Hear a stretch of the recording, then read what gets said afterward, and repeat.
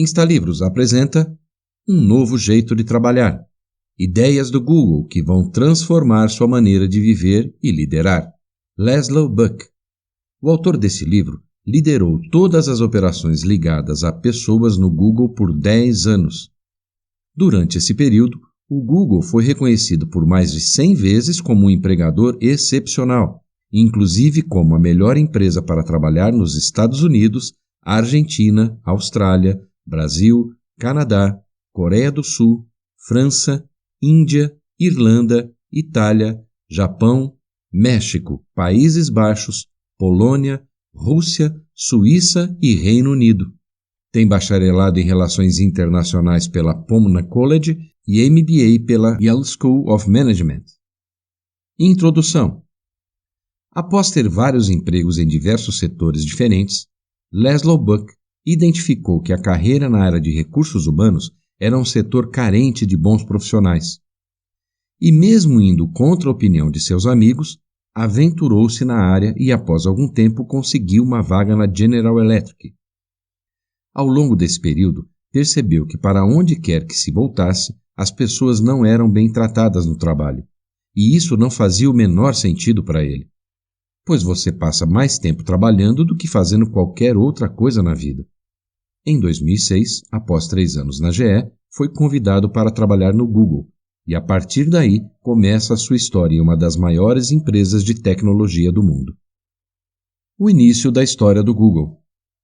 A maioria das pessoas acredita que a história começou quando Larry Page e Sergey Brin, fundadores do Google, se conheceram durante um tour para calouros na Universidade Stanford.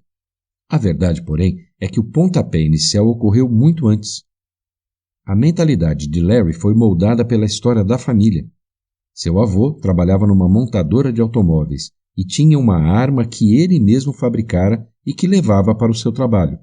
Era um grande tubo de ferro com um pedaço de chumbo na ponta. Seu avô utilizava essa arma para defender-se da própria empresa durante as greves. Já a família de Sergey fugiu da União Soviética em 1979, em busca de liberdade que não havia no regime comunista. Acho que minha rebeldia é consequência de eu ter nascido em Moscou, explicou Sergey. Eu diria que é um sentimento que me acompanhou na idade adulta. As ideias de Larry e Sergey sobre como poderia ser o trabalho também foram influenciadas por suas experiências na escola. Como disse Sergey, ganhei muito com o método educacional Montessori, que dá aos alunos muito mais liberdade de fazerem as coisas no próprio ritmo. Marissa Mayer, na época diretora de gerência de produtos do Google, disse em seu livro Google, a biografia: você não pode compreender o Google sem saber que Larry e Sergey foram crianças de escolas montessorianas. Esse ambiente de ensino é ajustado sob medida às necessidades de aprendizado e à personalidade da criança. E os alunos são estimulados a questionar tudo, a agir de acordo com a própria vontade e a criar. As ambições de Larry e Sergey iam além do desenvolvimento de um ótimo site de busca. Desde o início, sabiam como queriam que os funcionários fossem tratados. Por mais sonhador que pareça, ambos desejavam criar uma empresa onde o trabalho tivesse significado, onde os profissionais se sentissem livres para perseguir suas paixões e onde houvesse uma preocupação com as pessoas e suas famílias. Quando você é aluno de pós-graduação, disse Larry certa vez, pode trabalhar no que quiser, e os projetos realmente bons atraem muita gente. Levamos essa lição para o Google, e aqui ela tem sido muito útil. Se você trabalha em projetos importantes e impactantes, sente que está mudando o mundo e fica empolgado ao levantar de manhã. Acho que no Google ainda temos isso. A empresa também oferece muitos benefícios incomuns aos funcionários, como refeições gratuitas, assistência médica e serviços de lavanderia. Tenho cuidado de considerar, no longo prazo, as vantagens disso para a empresa. A expectativa deve ser a de acrescentar benefícios em vez de reduzi-los com o passar do tempo. Acreditam que é válido investir em recursos capazes de poupar muito tempo para os empregados, além de melhorar a saúde e a produtividade deles. O Google teve a sorte de seus fundadores nutrirem crenças fortes sobre o tipo de empresa que queriam criar. Mas Larry e Sergey não foram os primeiros. Harry Ford, é mais conhecido pela ampla adoção da linha de montagem. Nem todos sabem, porém, que a filosofia dele de reconhecer e de recompensar o trabalho era muito avançada para a época. Ainda mais cedo, em 1903, Milton S. Hershey não só fincou as fundações do que viria a ser a Hershey Company. As ambições dele não se limitavam a produzir chocolate. Hershey imaginou uma comunidade completa em torno da fábrica e, nessas condições, construiu uma cidade modelo para os funcionários, com casas confortáveis, transporte público barato, sistema de escolas públicas de qualidade e numerosas oportunidades de cultura e lazer.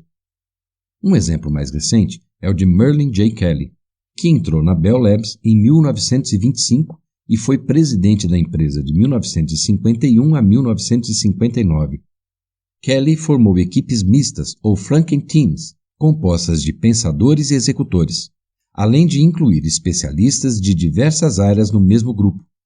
John Gertner descreveu uma dessas equipes em seu livro sobre a história da Bell Labs, The Idea Factory, a fábrica de ideias. Estavam reunidos de propósito no mesmo projeto físicos, engenheiros metalúrgicos e engenheiros eletricistas. Lado a lado, interagiam especialistas em teoria, experimentação e fabricação. Kelly deu liberdade às pessoas. Gertner continua.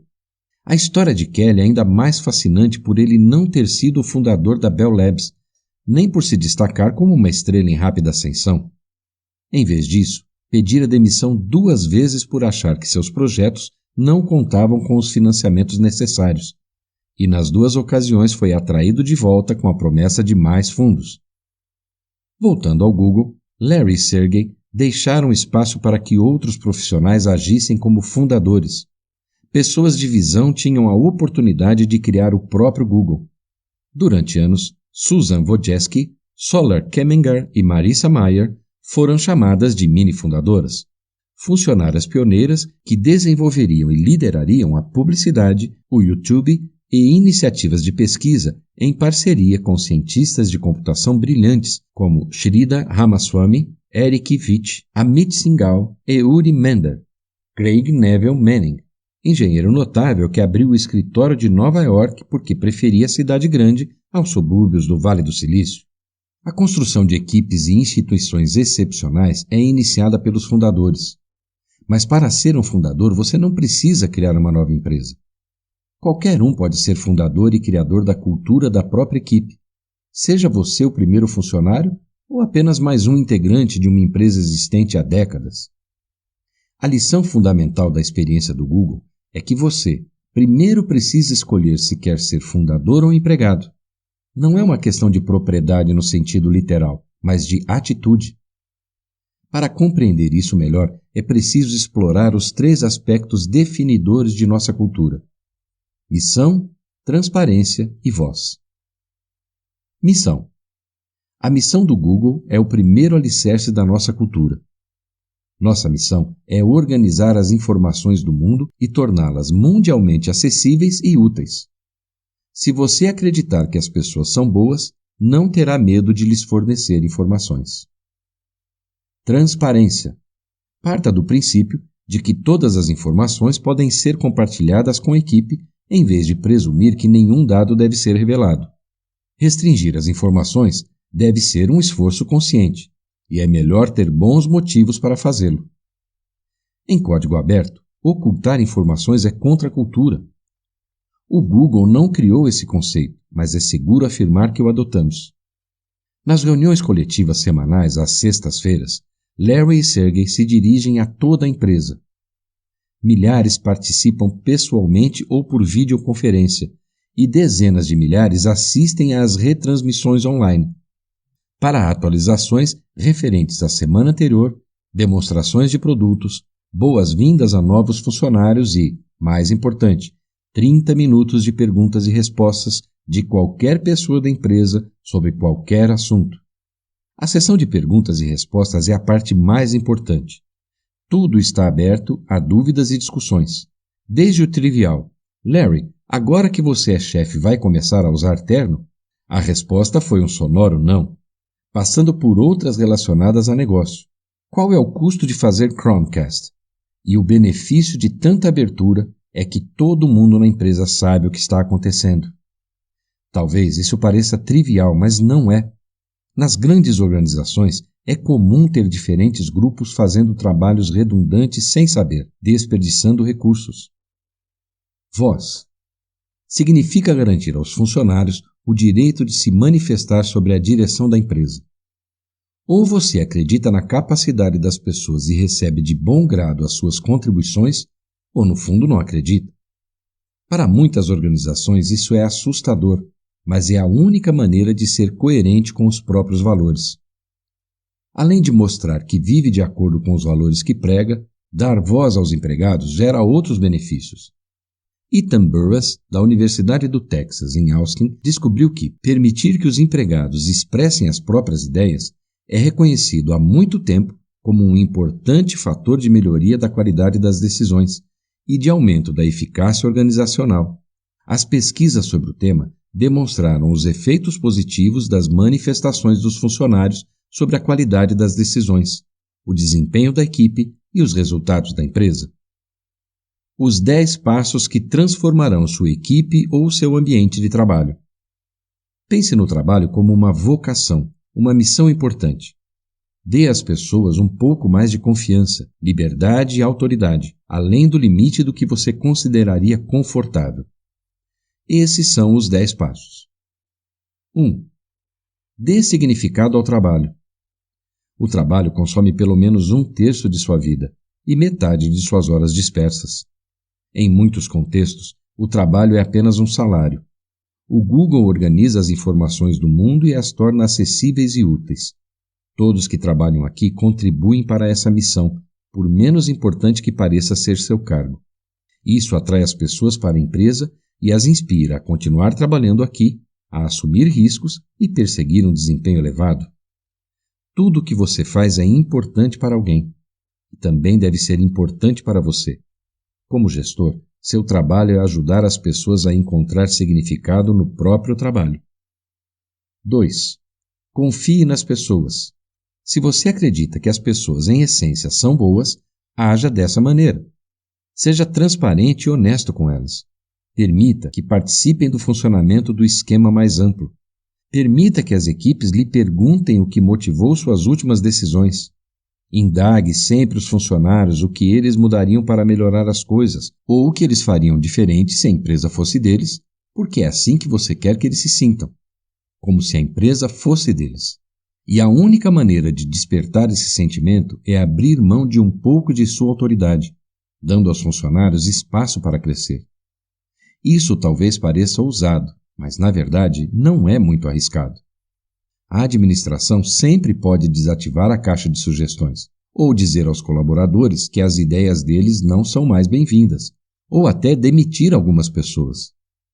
Se você estiver receoso de precisar recuperar sua autoridade, deixe claro que a mudança é um teste com duração de alguns meses. Se der certo, você a manterá. Se não, a situação anterior será restabelecida. As pessoas irão apreciar até mesmo a tentativa. 3. Contrate apenas pessoas que sejam melhores do que você. A má contratação é tóxica, não só pelo mau desempenho do novato em si, mas também por arrastar para baixo a motivação e a energia das demais pessoas ao seu redor. A prova de estar contratando bem é o fato de 9 em cada 10 funcionários serem melhores que você. Se não forem, pare de contratar até encontrar pessoas melhores. Você avançará mais devagar no curto prazo, mas no final das contas terá uma equipe muito mais forte. 4. Não confunda desenvolvimento com gestão de desempenho. Se você estiver conduzindo as conversas sobre o desempenho da maneira certa, elas nunca terão surpresas, porque você já teve conversas semelhantes ao longo de todo o caminho, e os funcionários terão sentido o seu apoio em cada uma delas. 5. Concentre-se nos 2 extremos. Ponha suas melhores pessoas sobre as lentes de um microscópio. Por meio de uma combinação de circunstâncias, competências e garra, elas já descobriram como alcançar a perfeição. Então, use-as, não só como exemplos para os outros com base no desempenho delas, mas também como instrutores. Se você se relaciona com essas pessoas na execução de uma tarefa, observe-as com atenção. Faça perguntas e aproveite a oportunidade para extrair delas até a última gota de conhecimento. Ao mesmo tempo, tenha compaixão de seus piores colaboradores. Se você estiver contratando as pessoas certas, a maioria das que enfrentam dificuldades deve estar apresentando resultados ruins porque você as pôs no lugar errado, não porque são incompetentes. Ajude-as a aprender novas competências ou a encontrar novas funções. No entanto, se isso não der certo, as demita imediatamente. Você não estará agindo corretamente mantendo-as na empresa. Essas pessoas serão mais felizes em um ambiente onde não sejam os piores colaboradores. 6. Seja frugal e generoso. Grande parte do que fazemos pelas pessoas não custa nada. As palestras requerem apenas uma sala e um microfone. No entanto, os resultados são amplos. Os Googlers, que é assim que os funcionários do Google se autodenominam, estão sempre descobrindo novos serviços ou promovendo discussões instigantes. Guarde os cheques poupudos para as ocasiões em que as pessoas mais precisarem deles, os momentos de grandes tragédias e alegrias. Sua generosidade produzirá maior impacto quando alguém necessitar de atendimento médico de urgência ou quando as famílias tiverem aumentado. O foco desses momentos mais humanos demonstra que sua organização se importa pessoalmente com cada funcionário, e todos se sentirão bem se souberem que, ao depararem com os piores e os melhores momentos da vida, contarão com o apoio de uma organização solidária. 7. Pague salários diferenciados. Em consequência, as pessoas brilhantes valem muito mais que as pessoas medíocres. Elas podem valer 50% mais que as medíocres, ou talvez 50 vezes mais. As melhores, porém, sem dúvida, valem muito mais. Faça questão de que elas sintam que são valorizadas. Seja generoso nos reconhecimentos em público. Comemore as realizações da equipe e não deixe de observar os fracassos quando lições importantes puderem ser extraídas deles. 8. Dê um empurrãozinho. Qual é sua intenção ao enviar e-mails ou mensagens a colegas e amigos? Dar boas notícias ou criticá-los? O fato é que somos influenciados o tempo todo pelo ambiente e também exercemos influência sobre as pessoas próximas. Explore essa realidade e aumente a felicidade e a produtividade sua e de sua equipe. Arrume o espaço físico de maneira a encorajar os comportamentos desejados. Se você quer que as pessoas colaborem, mas as mantém presas em cubículos, derrube as paredes. Seja cuidadoso ao enviar mensagens para a equipe. Divulgue informações sobre o que está dando certo, como o número de pessoas que prestam serviços voluntários em instituições filantrópicas locais, para encorajar os outros a também se envolverem. Você se surpreenderá com a intensidade das mudanças. 9. Gerencie as expectativas crescentes. Você tropeçará algumas vezes e terá que dar um passo atrás. Sabendo disso, avise as pessoas de antemão que você experimentará as ideias novas. Esse gesto vai ajudar você a transformá-las de críticos em apoiadores, e elas lhe concederão o benefício da dúvida se alguma coisa não der certo.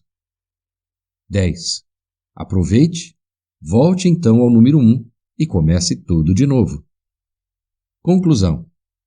Larry e Sergey se comprometeram a criar o tipo de lugar onde ambos gostariam de trabalhar. Você pode fazer a mesma coisa. Mesmo que passe a trabalhar numa empresa logo que sair da faculdade ou que seja o milionésimo contratado, você ainda pode atuar como fundador ao escolher como interagir com as pessoas ao seu redor, como organizar o espaço de trabalho e como liderar. Ao agir assim, você ajudará a criar uma organização que atrairá as pessoas mais talentosas do planeta. Se você acredita que as pessoas são boas, haja de acordo com as suas crenças no próprio trabalho. Uma coisa em que o Google de fato se especializa é operar em escala, desenvolvendo sistemas que servem a 2 bilhões de usuários com o mesmo nível de atenção e credibilidade com que atende a 10 usuários. Dezenas de milhares de pessoas visitam as instalações da empresa todos os anos e perguntam: por que as pessoas aqui são tão felizes? Qual é o segredo do Google? O que posso fazer em minha organização para torná-la mais inovadora? A resposta está em suas mãos. Insta Insights. Funcionários felizes produzem mais. Saber aplicar a informação é um diferencial competitivo. Dar benefícios aos funcionários não atrapalha o crescimento da empresa. A transparência nas tomadas de decisões da empresa torna gestores e colaboradores parceiros. Neste livro, você aprendeu que funcionários bem remunerados, com vários benefícios e com liberdade, produzem mais e melhor do que funcionários oprimidos e presos a funções meramente mecânicas. O respeito ao funcionário não gera mais custos às empresas e nem tampouco diminui seus lucros. Gostou e quer aprender mais? O InstaLivros recomenda a leitura de 12 Regras para a Vida, Jordan B. Peterson.